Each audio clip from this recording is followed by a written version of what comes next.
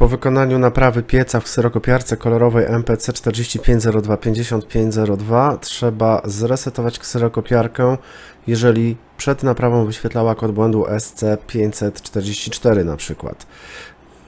Uruchom kserokopiarkę i wejdź w tryb serwisowy żółty 107, trzymaj C do momentu wejścia w system SP.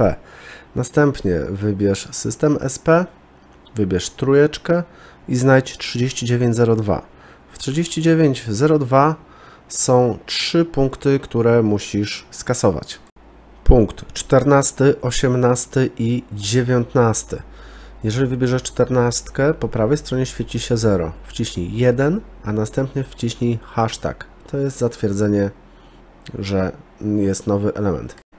Taką samą procedurę wykonaj dla 18 i dla 19. 0 zmień na 1 i zatwierdź hashtagiem. Dopiero teraz będziesz mógł wykonać reset. Wchodzisz w system SP ponownie i wybierasz podpunkt 5.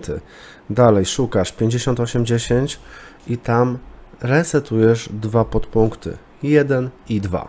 Wybierasz 5810, czyli SC Reset 1 i wciskasz Execute. Po wykonaniu tej czynności musisz kserokopiarkę wyłączyć przełącznikiem głównym. Potem uruchamiasz, wchodzisz w symulację 5810 i kasujesz 2. Znowu wyłącz i włącz kserokopiarkę. Dopiero po ponownym uruchomieniu maszyna będzie gotowa do pracy.